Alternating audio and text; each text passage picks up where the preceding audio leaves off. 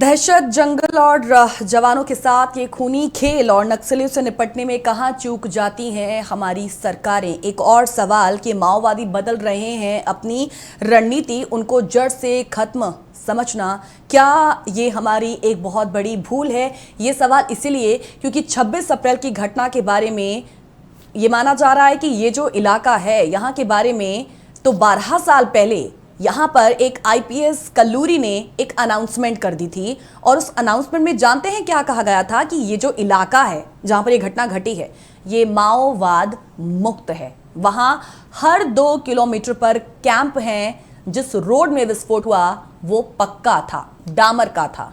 ये हमला नक्सलियों ने संकेत देने के लिए किया। उनका संदेश साफ है कि उन्हें खत्म समझने की भूल ना करें। वो कभी भी कहीं भी कुछ भी करने में अब भी सक्षम है। आज नक्सलवाद पर एक गहरी सोच रखने वाले खास मेहमान हमारे साथ जुड़ चुके हैं जो पिछले 2 सालों से रेड कॉरिडोर में घूमकर एक किताब सुकमा ग्राउंड जीरो लिख रहे हैं। छत्तीसगढ़ के बस्तर, सुकमा, दंतेवाड़ा से लेकर उड़ीसा के मलकानगिरी जिला, महाराष्ट्र का गढ़चिरौली, चंद्रपुर जिला, मध्य प्रदेश का बालाघाट, जो कि सब घोर नक्सली इलाके हैं जहां वो जाते हैं जमीनी मुद्दों पर काम करते हैं, लिखते हैं। आप उन्हें इस प्रोग्राम में कई बार देख चुके हैं, विदेशी मामलों के जानकार, लेकिन एक लेखक और एक कॉलमनिस्ट यानी कि एक स्तंभकार भी हैं। डॉक्टर ब्रह्मदीप अलूने थोड़ी देर में हमारे साथ जुड़ेंगे और आज जब इस विषय के कुछ गहरे पहलुओं पर आज हम बात करने वाले हैं, सिर्फ इस हमले को लेकर नहीं, उन दावों को लेकर, नक्सलवाद को लेकर जो अब भी जंगलों में अपनी गहरी पैठ बनाए हुए हैं। इतने कहीं हाई टेक जो हथियार उनके पास होते हैं आखिर कहाँ से आते हैं, और ये सिर्फ जंगलों में उनकी जो एक पैठ है वो क्यों इतनी ज़्यादा गहरी होती है, सटीक हमले जो है वो किस तरीके से किए जाते हैं।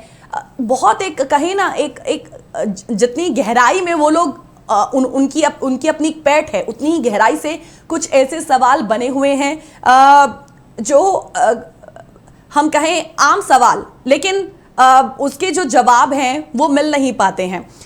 सो आज हम उन तमाम चीज़ों को जो है वो समझने की कोशिश करेंगे, लेकिन साथ ही साथ एक बहुत महत्वपूर्ण बात यह है कि मैंने अभी ब्रेक में जाने से पहले, ब्रेक पर जब हम वापस आए तो बिगिनिंग में जो मैंने कोट किया कि साफ संकेत देने की कोशिश इस घटना के माध्यम से एक बार फिर से नक्सलियों ने की है, और ये क्या जता रहा है, तो फिर यानी कि एक पोल खुल जाती है, सरकार की भी पोल खुल जाती है उन दावों की, उन वायदों की जो आम जनता से किए जाते हैं। फिर जो पार्लियामेंट में बड़े बड़े पेजेस में जो एक कहीं आंकड़े रखे जाते हैं उनके माध्यम से जो है वो कह दिया जाता है कि समस्या जो है वो जड़ से खत्म हो गई है। लेकिन ये क्या हो रहा है फिर? क्यों हमारे जो जवान हैं वो ऐसे हमलों में लगातार शहीद हो रहे हैं?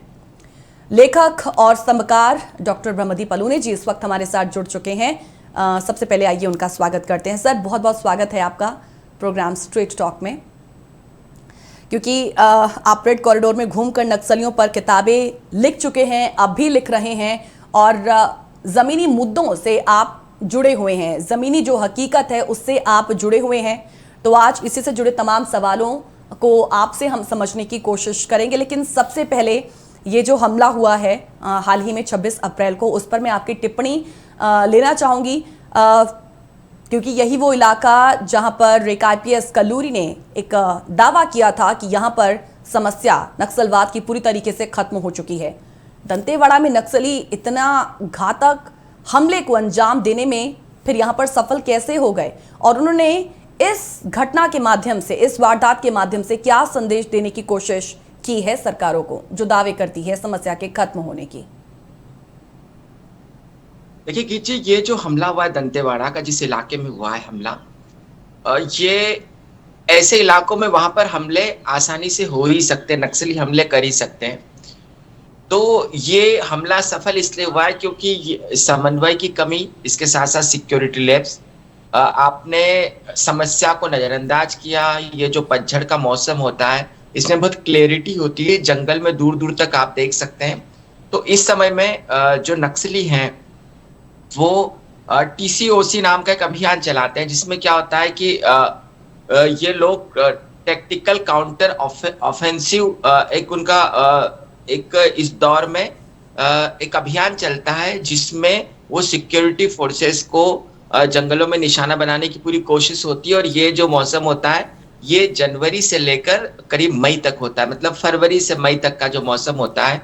अच्छा। तो ये साधारण था, इसमें वे आसानी से निशाना बना ही सकते थे।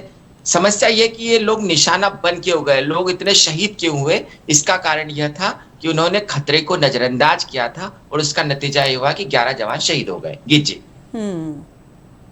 लेकिन फिर भी वही जो दावे मैं जैसे कह रही 12 साल पहले एक दावा कर दिया गया, लेकिन उसके बाद देखिए ये घटना हुई है। एक जो सवाल है वो लगातार हम आर्टिकल्स जब इस हमले पर पढ़ते हैं, इंटरव्यूज देखते हैं, जब इस पर विशेषज्ञ जो है वो अपनी अपनी राय देते हैं, तो एक सवाल जो है उनसे एक पूछा जा रहा है, बड़ा ही आम सा सवाल, कि पक्की सड़क होने के बाद भी इतना बारूद जो है वो कैसे प्लांट कर दिया गया वहां पर।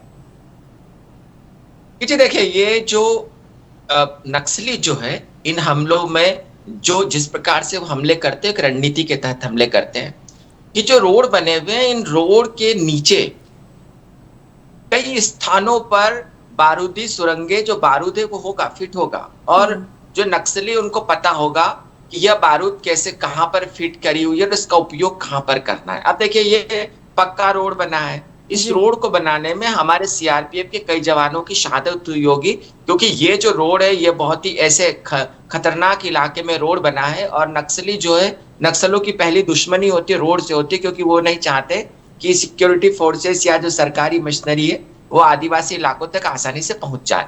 अब देखिए इसमें सिक्योरिटी लैब्स की बात मैंने क्यों कही है, जो डामर का पक्का रोड है उसके नीचे कैसे आ गया इतना करीब 40-50 किलो बारूद कैसे आ गया।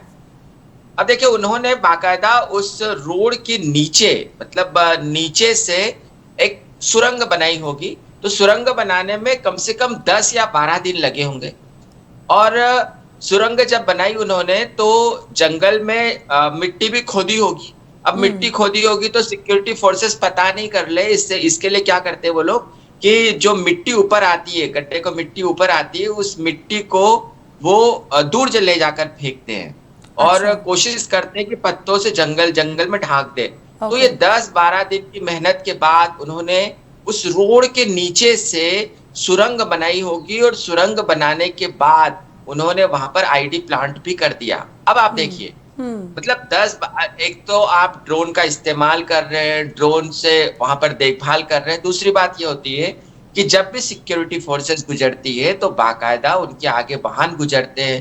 तीसरी बात ये है कि सिक्योरिटी फोर्सेस के जो जवान है, अर्धसैनिक जो बल है या जो डीआरजी ये सब है, इनके लिए बहुत स्पष्ट है कि आप वहां पर अब जब से ज्यादा हमले होने लगे थे तब से अब बाइक का इस्तेमाल करते हैं ताकि नुकसान नहीं हो, क्योंकि जो बाइक है उसका वजन भी इतना नहीं होता।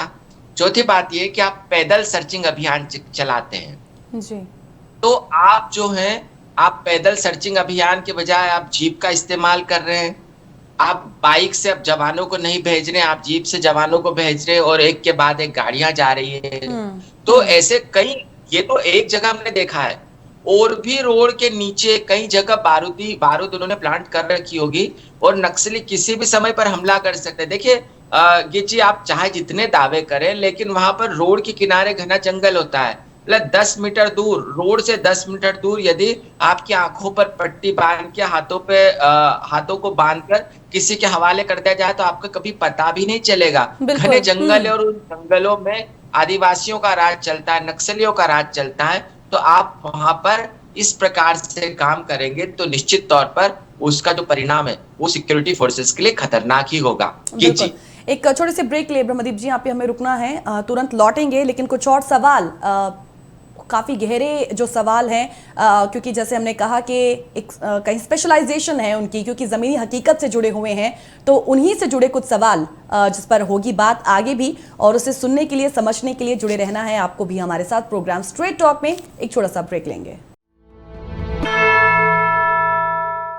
3 दशकों से भी ज्यादा समय इस बात का आज गवाह है कि नक्सली हिंसा के हर मौत के तांडव के बाद हर सियासी सुरमा का सीएम भूपेश बघेल जैसे ही बयान आता है उनकी ओर से, जिसमें वो ये कहते हैं कि नक्सलियों को किसी भी सूरत में छोड़ा नहीं जाएगा और नक्सलवाद को जो है जड़ से खत्म कर दिया जाएगा। लेकिन ये जो ताज़ा हमला है ये बताता है कि हकीकत तो आज भी कुछ और ही है, क्योंकि इससे पहले भी मौजूदा सीएम ये कह चुके हैं कि नक्सलियों को उनके घर में घुसकर मारा जाएगा। गृह मंत्री अमित शाह ने भी हाल ही में बस्तर में दावा किया था कि 2024 तक नक्सलवाद का सफाया हो जाएगा। तो क्या ये वाकई संभव है? डॉक्टर ब्रह्मदीप अलूने जी इस वक्त हमारे साथ जुड़े हुए हैं। जैसा कि बार बार हम ये कह रहे हैं कि सर जंगल है और जंगल में दहशत है और जवानों के साथ ये खूनी खेल लगातार जारी है। ये नक्सलियों से निपटने में आखिर हमारी सरकारें कहां चूक जाती हैं और नक्सली इतना सटीक हमला करने में आखिर सफल कैसे हो जाते हैं?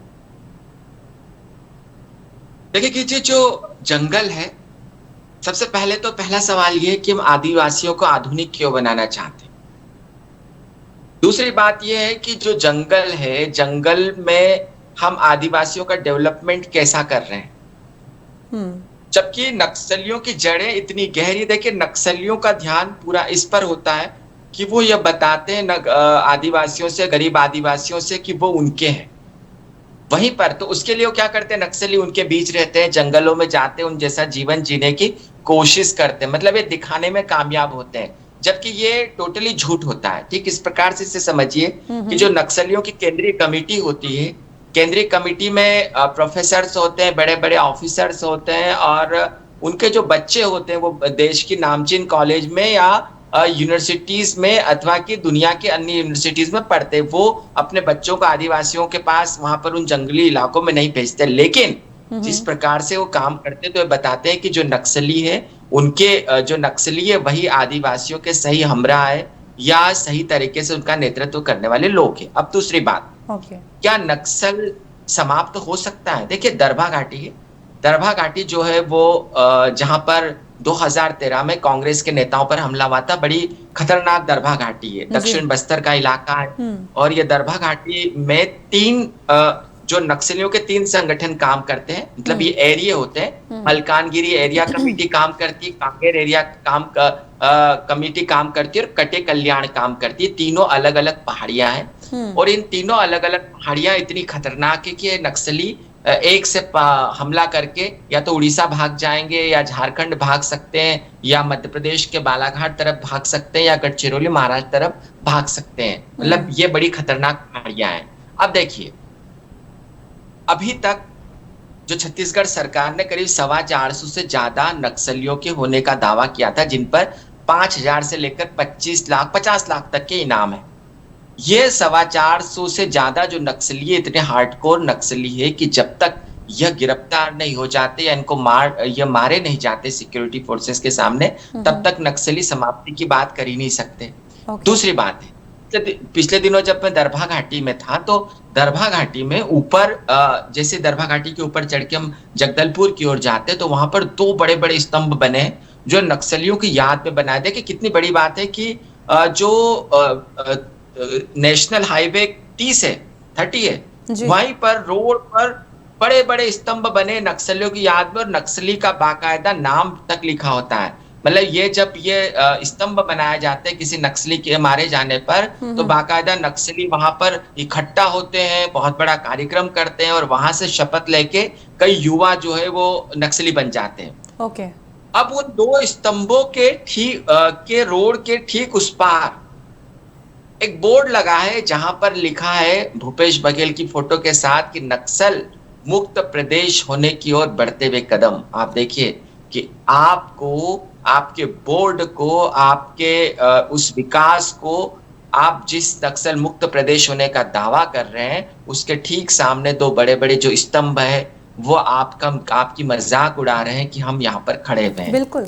अगली बात देखिए, 2 ये जो अरनिया थाने, जो दंतेवाड़ा के यहाँ पर हमला हुआ, ये अरनिया थाना जो है थाने से महज 2 किलोमीटर दूर ये हमला हो गया। अब सीआरपीएफ के कैंप 4-4, 5-5 किलोमीटर दूर आपने स्थापित कर दिए। उसके बाद आप डीआरजी के जो जवान है, डीआरजी जो जवान मारे गए, इस मुख्यतः कौन होते हैं, जो नक्सल छोड़कर आते हैं या जो वहीं के जो जवान होते हैं, जो आदिवासी समुदाय के होते हैं, उन्हीं से मिलकर डीआरजी बनाई जाती है। मतलब वे बेहतर तरीके से जानते हैं। अब आप सीआरपीएफ के जो कैंप है वो 4-4, 5-5 किलोमीटर के दूर स्थापित कर दिए हैं। सीआरपीएफ जो है वो बहुत ही देखिए, इसमें कोई संदेह नहीं है कि आंतरिक सुरक्षा की जो जिम्मेदारी सीआरपीएफ ने इतनी बेहतरीन तरीके से देश में उठाई है, जिसकी कोई और मिसाल नहीं हो सकती सीआरपीएफ के। लेकिन दूसरी बात यह भी है कि ये जो इलाके सीआरपीएफ के जवानों के खून से रंगे हुए इलाके हैं, अब आप सीआरपीएफ के जवानों को वहां पर तैनात तो कर देते हैं, लेकिन सीआरपीएफ के जवान वहां की भौगोलिक परिस्थितियों को कितना जानते हैं? और दूसरी बात है, क्या सीआरपीएफ के जवान गोंडी बोलना जानते हैं? क्या सीआरपीएफ के जवान हल्बी बोलना जानते हैं? ये जो भाषाएं नक्सलियों की चलती है। तीसरी बात है कि जो आदिवासी समुदाय वो गरीब हैं, उनको नक्सली इस प्रकार से प्रचारित करते हैं कि यदि विकास होगा तो हम खत्म हो जाएंगे। अब आदिवासी लोग अपनी संस्कृति की सुरक्षा के लिए हमेशा तत्पर होते हैं। तो वो जो है वो सीआरपीएफ के जो जवान है या जो सिक्योरिटी फोर्सेस है, उनको दुश्मनों की तरह देखते हैं। इन इलाकों में काम करने के लिए सबसे अच्छा तरीका होता है गांधीवादी तरीके से आप काम करें। जैसे आप गढ़चिरौली में जाइए तो गढ़चिरौली के बहुत सुदूर जाकर तेलंगाना बॉर्डर पर प्रकाश आमटे ने एक आश्रम स्थापित कर रखा है। उस आश्रम में गरीब आदिवासियों के बच्चे पढ़ते हैं, वहां से डॉक्टर्स निकलते हैं, वहां से इंजीनियर्स निकलते हैं। और धीरे धीरे देखिए, इससे नक्सलियों को भी कोई दिक्कत नहीं होती, क्योंकि नक्सलियों का जो टारगेट होता है सिक्योरिटी फोर्सेस होती है। तो वो जो प्रकाश आमटे का जो पूरा सिस्टम काम करता है, वहां पर हॉस्पिटल्स काम कर रहे हैं, तो वहां पर कॉलेजेस हैं, वहां पर स्कूल है, इससे गरीब आदिवासियों के बच्चे पढ़ रहे हैं और उनको कभी भी खतरा महसूस नहीं होता। कभी भी वो ऐसा नहीं सोचते गांधीवादी जो लोग हैं कि ये हमारे लिए चुनौती है। तो कुल मिलाकर इन इलाकों में आदिवासियों का विश्वास इतना अर्जित कर रखा है कि जब नक्सली हमला हुआ, जिस स्थान पर हुआ, तो उससे 100 मीटर दूर जो है आदिवासी अपना एक उत्सव मना रहे थे। ये उत्सव ऐसा होता है, इस दौर में ये उत्सव होता है जिसमें गाड़ियां रोककर पैसे मांगे जाते हैं। तो इस सिक्योरिटी फोर्सेस की गाड़ी, डीआरजी की गाड़ी को रोका गया 100 मीटर दूर, और गाड़ी जब रोकी गई तो गाड़ी धीमी हो गई। जब गाड़ी धीमी हुई तो उन नक्सलियों को मौका मिल गया, क्योंकि उनको तो बहुत दूर से आईडी का ब्लास्ट करना था, वायरों को मतलब दूर से उस प्लांट जो किया था उसको विस्फोट करने के लिए उसको ऑपरेट दूर से कर रहे थे, करीब 100 मीटर दूर से। तो गाड़ी जब धीमी हुई, धीमी आई तो उसको उड़ा दिया। इसका मतलब है कि वो जो लोग पैसे मांग रहे थे, जो इस समय एक त्योहार चल रहा था, वो भी नक्सलियों के साथ मिले थे। तो गीत जी, इन इलाकों में आप नक्सली कौन है और नक्सली कौन नहीं है, इसको आप ये पता लगाना बहुत मुश्किल है। यही वजह है, यही वजह भी है कि इंटेलिजेंस फेलियर इसी वजह से होता है, क्योंकि उनमें एक तो विश्वास वहाँ के लोगों और नक्सलियों के बीच में, और ये बताना कि हम हैं आपके लिए, और यदि यहाँ पर सरकारों के कामों में की दखलंदाजी यहाँ हुई तो हमारा जो एक कहे है कुनबा है वो खत्म हो जाएगा। तो उन लोगों में एक एकता, विश्वास की भावना इतनी ज़्यादा प्रगाढ़ हो चुकी है कि वही जो आपने बात कही कि जब भी ऑपरेशंस भी किए जाते हैं तो एक तो ये एक इंटेलिजेंस फेलियर फिर इसी वजह से है कि ये पता लगा पाना कि कौन हमारे साथ है, कौन उनके साथ है, नक्सली कौन है और कौन नहीं है। नहीं, देखिए, इंटेलिजेंस फेलियर इसलिए नहीं कहना चाहिए क्योंकि इंटेलिजेंस तो नक्सलियों का होता है, सिक्योरिटी फोर्सेस का कोई इंटेलिजेंस नहीं होता। सिक्योरिटी फोर्सेस की सिर्फ सावधानी होती है कि आप सर्च अभियान चल रहे हैं और सर्चिंग अभियान चल रहे हैं, आपने आईडी का पता लगा लिया और पता लगाने के बाद उसके वहां से जो आईडी के खतरे थे उनको हटा दिए। इंटेलिजेंस तो पूरा किसका होता है? नक्सलियों का होता है, क्योंकि नक्सली जो भर्ती होती है वो इस प्रकार से होती है कि जो 5 साल के जो बच्चे होते हैं, 5 साल से उन बच्चों का जंगल में उपयोग करने लग जाते हैं, उनका बाल संघ बना दिया जाता है। वो बाल संघ जो होता है वो क्या करते हैं, बच्चे जंगल में रहते हैं, यदि सिक्योरिटी फोर्सेस होती है तो वो बच्चों पर तो शक कर नहीं सकती सिक्योरिटी फोर्सेस, वो जाकर नक्सलियों को खबर दे देते हैं। उसके बाद जो बाल संघ में वो अच्छा काम करते हैं, जो बच्चे तेज होते हैं, अच्छा। गरीब बच्चे, उनको पढ़ने से तो रोक ही दिया जाता है। 12-13 साल जो होता है वैसे ही उनको पूरा तैयार आर्मी होती है, ये गुरिल्ला आर्मी में शामिल कर लेते हैं और ओह, 16-17 साल तक के जो युवा हैं उनको तो वो नक्सली हमलों में झोंक देते हैं सिक्योरिटी फोर्सेस के सामने। पिछले साल बालाघाट के आसपास जो एक हमला नक्सलियों को मारा गया था, करीब 22-25 नक्सली मारे गए थे, सब 16-17 साल के बच्चे थे। तो इंटेलिजेंस तो उनका होता है, जो महुआ बिनने वाले लोग हैं, महुआ बिनने वाले लोग खबर कर देते हैं, महुआ बिनने वाले जो लोग हैं वो नक्सलियों का साथ दे सकते हैं।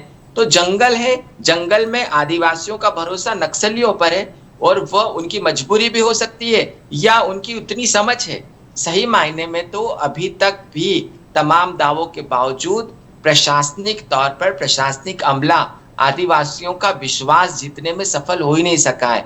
आपको लगता है कि आप रोड जीत के विश्वास अर्जित कर रहे हैं? नहीं, आप ऐसा नहीं सोच जी। आप ये सोच रहे हैं कि आप उनको नौकरी के नाम पर विश्वास अर्जित कर रहे? नहीं, आपको विश्वास अर्जित करने के लिए उन जंगलों में जाकर, उन पिछड़े हुए जंगलों में जाके आदिवासियों के बीच रहना पड़ेगा, उनके जैसा जीना पड़ेगा, तब आप विश्वास अर्जित कर पाएंगे। तो ये बहुत बड़ी खामी है कि हमको ऐसा लगता है कि हम विकास के जरिए उनका विश्वास अर्जित कर लेंगे। लेकिन जो करना है सरकार को, जैसे आपने कहा कि उनके बीच जाकर उन्हें समझने की यहाँ पर जरूरत है, लेकिन क्या ये संभव है? वो भी तब जब इस तरीके से नक्सलियों की पैठ इतनी ज्यादा मजबूत है उन जंगलों में। इसे समझेंगे हम सर, लेकिन एक छोटा सा ब्रेक यहाँ पर एक और कायदे से लेना है प्रोग्राम में, उसके बाद प्रोग्राम को आगे बढ़ाएंगे, डिस्कशन को आगे बढ़ाएंगे।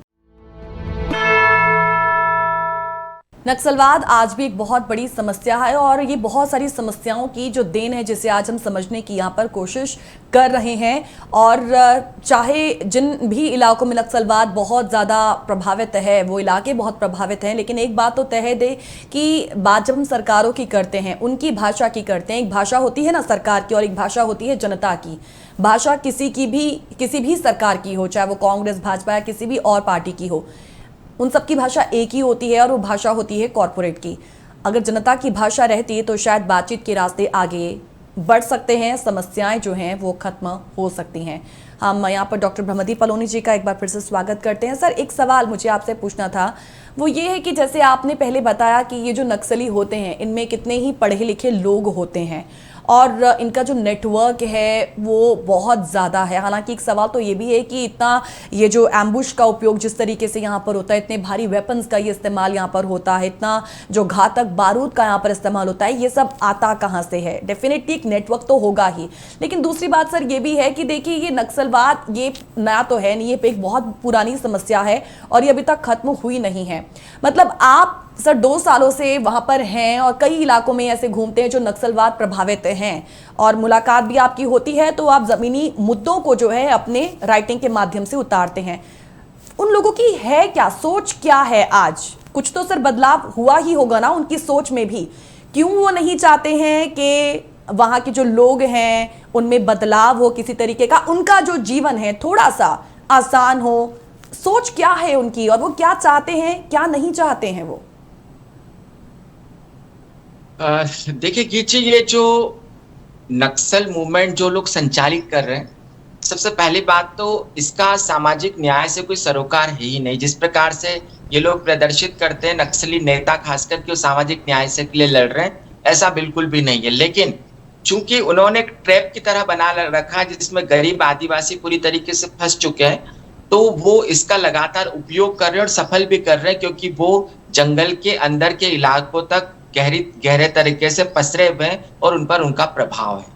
वो जो है वो यह प्रचारित करते हैं कि यदि यहाँ पर विकास होगा, यदि वर्दी वाले यहाँ पर आएंगे तो आदिवासी कल्चर को समाप्त कर देंगे, आदिवासियों को मार डालेंगे। और आदिवासी उन पर भरोसा करते हैं क्योंकि नक्सली जो है वो आदिवासियों के ज्यादा करीब है या आदिवासियों में से ही नक्सली होते हैं उन जंगल के इलाकों में रहने वाले। पहली बात। दूसरी बात देखिए कि ये जो बारूद है और ये आता कहाँ से है। देखिए, नक्सली जो है, नक्सलियों के पास जो हथियार होते हैं या तो सिक्योरिटी फोर्सेस पर जो हमला करते हैं वो हथियार लूट कर ले जाते हैं। दूसरी बात है पैसा कहाँ से आता है। तो नक्सल के जो पूरे इलाके हैं वहां पर बहुत ही दिलचस्प बात है कि नक्सली इलाकों के लिए सरकार की बहुत बड़ी मदद होती है। उन इलाकों में काम करने वाले जो लोग होते हैं उनको ज्यादा पैसा दिया जाता है। तो जो सरकारी नौकरी करने वाले लोग हैं वो नक्सल इलाकों में नौकरी करने से कभी डरते नहीं है, बल्कि वो खुशी खुशी इसलिए करते हैं कि उनको ज्यादा पैसा वहां पर मिलता है। ओके। पिछले दिनों जब मैं गढ़चिरौली से नागपुर आ रहा था तो बस में पड़ोस में मेरे साथ एक शख्स बैठे थे। उनको मैंने पूछा कि आप नागपुर से गढ़चिरौली अप डाउन कर रहे हैं? तो बोला कि हाँ सर, मैं सप्ताह में 1-2 बार घर चला जाता हूँ। मैंने कहा इतनी दूर आप कर क्यों रहे? तो उन्होंने साफ बताया कि क्योंकि नक्सल प्रभावित गढ़चिरौली में उनको ज्यादा पैसा मिलता है, सरकार ज्यादा मदद देती, इसलिए वहां पर कर रहे हैं, बस अच्छा। इससे ज्यादा उनका सरोकार नहीं था। तो ओके। नक्सली क्या करते हैं कि जो सरकारी कर्मचारी होते हैं उनसे ले भी लेते हैं, मतलब एक प्रतिशत होता है कि वो आराम से नौकरी कर ले, तो किसी को नक्सली परेशान करते ही नहीं है। दूसरी बात है कि जो ठेकेदार होते हैं, वहां पर ठेकेदार काम करने वाले जो लोग होते हैं, ठेकेदारों से 1% लिया जाता है लेवी के तौर पर ही। और कई बार क्या होता है, ठेकेदारों से वो बारूद जो है वो कलेक्ट कर लेते हैं, क्योंकि नक्सलियों के पास पैसे की कोई कमी नहीं है। और ओके। नक्सलियों में जैसे बाल संघ होता है तो बच्चों के बीच उनकी पैठ है, महिलाओं का क्रांतिकारी संगठन होता है तो महिलाओं के बीच उनकी पैठ है, ओके। मजदूर संघ उनका बना है तो मजदूरों के बीच बीच उनकी पैठ है। तो जी। कुल मिलाकर, और उसके साथ ही साथ देखिए, अब माओवाद की जो केंद्रीय कमेटी होती है उसमें तो इस देश के नामचीन नेता हैं हम्म। जो हम्म। सामाजिक न्याय की बात करते हैं। हम्म। तो इसमें और कॉर्पोरेट स्तर पर जो लोग काम करना चाहते हैं उनको भी नक्सलियों को पैसे देने के लिए मजबूर होना पड़ता है। तो कुल मिलाकर सही तरीके से जो लड़ाई लड़ने की कोशिश कर रही है वो सिक्योरिटी फोर्सेस है, जो ईमानदारी से वहां पर विकास चाहती है, लेकिन उसमें उनको सहयोग नहीं मिल रहा है। इवन मैं तो कहूंगा कि प्रशासन का सहयोग भी कैसे मिलेगा, जबकि वहां पर देखिए गढ़चिरौली देश के नक्सली हमलों के लिए बहुत कुख्यात इलाका है। गढ़चिरौली में मैंने जिस प्रकाश आमटे के आपको आश्रम की बात कही, उस जो उनके ठीक, जो उनका पूरा इंस्टीट्यूट था उसके ठीक पीछे जब मैंने जाकर देखा तो वहां पर एक नदी बहती है और टूटे फूटे पुल से नदी को पार करके दूसरे गांव में जाना होता है। वो जो पुल है वो भी इतना छोटा है कि यदि 3 मीटर भी पानी हो तो वो फिर उस गांव में जाना रुक जाएगा। अब गूगल पर आप जब देखते हैं तो वो जो पुल है वो बहुत बड़ा पुल बताता है, मतलब ऐसा लगता है कि करोड़ों रुपए की लागत बना हुआ पुल है, लेकिन अच्छा। जब जमीन पे आप देखते हैं तो वहां पर पुल ही नहीं है। तो हाँ। कुल मिलाकर भ्रष्टाचार इस स्तर पर है ये जी कि मैं एक अस्पताल में गया था, तो एक हॉस्टल में गया, गर्ल्स हॉस्टल में, तोंगपाल, सुकमा अच्छा। जिले का एक हॉस्टल है तोंगपाल में। तो जी। वहां पर लड़कियों का हॉस्टल देखा मैंने, तो वहां पर 13-14 साल की जो लड़कियां थी उनकी हाइट बहुत कम थी, छोटी छोटी थी। जी। मैंने अधीक्षिका से पूछा कि मैडम इनकी हाइट इतनी कम क्यों है सबकी? तो पता चला कि इनको जो भोजन मिलना चाहिए डेवलपमेंट के लिए वो भोजन मिलता ही नहीं है, क्योंकि सुबह 7 बजे से स्कूल चली जाती है। तो कुल मिलाकर जब सरकारें इतना पैसा खर्च करती, करोड़ों रुपया, तो सिक्योरिटी फोर्सेस अपने अनुसार काम करने की कोशिश तो करती है, लेकिन अर्धसैनिक बलों के बारे में आदिवासियों में प्रचारित कर रखते हैं नक्सली कि ये तो वर्दी वाले लोग हैं, तो हमारे दुश्मन है। तो वर्दी वालों पर तो उनको कभी भरोसा होता ही नहीं है। भरोसा हो सकता है गांधीवादी संगठनों पे, भरोसा हो सकता है सामाजिक संगठनों पे, लेकिन ये जो सामाजिक संगठन है जो अपने आप को कथित तौर पर समाज सेवी लिखते हैं, ऐसे समाज सेवियों को वहां पर जाकर जमीन पर काम करने की जरूरत है, क्योंकि जब तक आप गरीब आदिवासी का विश्वास नहीं जीतेंगे तब तक आप पर वो भरोसा नहीं करेगा। और हमको उनकी संस्कृति, यह विश्वास दिलाना पड़ेगा कि हम आपकी संस्कृति को जिंदा रखना चाहते हैं। यदि हम उनको यह विश्वास दिलाएंगे कि हम यहाँ पर आके फैक्ट्रियां स्थापित करेंगे, जंगलों को काट देंगे और यहाँ पर बड़े बड़े औद्योगिक घराने काम करेंगे, तो निश्चित तौर पर हम यह उनको भयभीत करते हैं। और इस भय का परिणाम ही होता है कि जब सीआरपीएफ के जो कैंप लगते हैं तो उस कैंप के विरोध में नक्सली तो बाद में आते, पहले सारे ग्रामीण आकर इकट्ठे हो जाते हैं कि इन कैंपों को मत लगाओ क्योंकि ये वर्दी वाले हमारे दुश्मन है। ऐसा सिलगीर से लेकर सुकमा के कई इलाकों में हो रहा है। तो समस्या यह है कि आदिवासियों का विश्वास कैसे जीता जाए, उनको भरोसा कैसे दिलाया जाए कि तुम्हारी संस्कृति की रक्षा के साथ साथ डेवलपमेंट होगा। और अफसोस हमने सिक्योरिटी फोर्सेस को वहां पर झोंक दिया है, हमने कोबरा और सीआरपीएफ के जाबाज जवानों को वहां पर झोंक दिया है। हम सुरक्षा से आदिवासियों को चुप करना चाहते हैं, जबकि हमको उनका विश्वास जीत के ही वो चुप हो सकते हैं। जी। ये बहुत इम्पोर्टेंट सर आपने बात कही है कि आखिर मतलब धरातल पर ज़मीन पर रहकर आपको जिस पर वर्कआउट करने की ज़रूरत है वहाँ पर बहुत सी कमियां हैं और उन कमियों को आपने गिना दिया है। लेकिन आज की इस चर्चा पर से एक बात तो सर ये तय है कि जितने रणनीतिक ये नक्सली हैं और जितनी गहरी रणनीति बनाकर वो इस तरीके से पूरा प्लान करते हैं हमला करने का, शायद उतनी ही जो एक कहें स्ट्रॉन्ग रणनीति जो है वो यहाँ पर हमारे जो जवान हैं उनकी जो टीम है उनकी होनी चाहिए। और सबसे इम्पोर्टेंट बात है कि जंगलों में रहने वाले ये जो आदिवासी हैं उनकी भाषा को शायद समझने की यहाँ पर ज़रूरत है। शायद एक विश्वास कायम करने की ज़रूरत है कि यदि आपके कोई रखवाले हैं तो हम हैं, और शायद तभी ये नक्सलवाद की जो समस्या है वो कुछ हद तक कम हो सकती है। एटलीस्ट इस पर वर्क तो हो। देखिए जी, एक बात और मैं कहूंगा, अंत में समय भी हो रहा है आपका। देखिए समय थोड़ा सा कम है, जल्दी से अपनी बात को रखिएगा सर। देखिए, यह एक लोकतांत्रिक देश है और लोकतांत्रिक देश में आप ताकत के बल पर नहीं दबा सकते। क्योंकि चूंकि उन नक्सलियों को ऐसा नहीं है कि नेताओं का सपोर्ट नहीं होता है। चुनाव जीतने के लिए सभी राजनीतिक पार्टियां उनका उपयोग करती है, उनका सपोर्ट लेती है, और वो चुनाव जीतने के लिए ये जो सारी कवायद है इसका शिकार जो है हमारी सिक्योरिटी फोर्सेस होती है। ये भी समझने की जरूरत है। बिल्कुल बिल्कुल, बहुत समझने की यहाँ पर जरूरत है। कुछ कमियों का आज हमने जिक्र किया और सरकार की नीति यहाँ पर आज क्या होनी चाहिए, मैं चाहूंगी कि दर्शक जो इस वक्त हमें देख रहे हैं वो इस पर अपनी जो है ओपिनियन, अपना फीडबैक हमें जरूर दें। लेकिन उससे पहले मैं डॉक्टर ब्रह्मदीप पलोने जी आपका बहुत बहुत थैंक यू करना चाहूंगी। आज तमाम सवालों पर, पहलुओं पर आपने बड़ी बारीकी से अपनी बात यहाँ पर रखी है। So thank you so much for your time. और दर्शकों से अपील कि फीडबैक जरूर दीजिएगा आज के इस खास एपिसोड को लेकर, जो आज तमाम पहलू जो नक्सलवाद से जुड़े हुए हैं उनको हमने उठाने की कोशिश की है और उस पर बात करने की कोशिश की है। इसी के साथ फिलहाल इजाजत दीजिएगा। स्ट्रेट टॉक में आज के लिए इतना ही। जा सिंधी के बाकी प्रोग्राम के लिए स्टे ट्यून विद अस।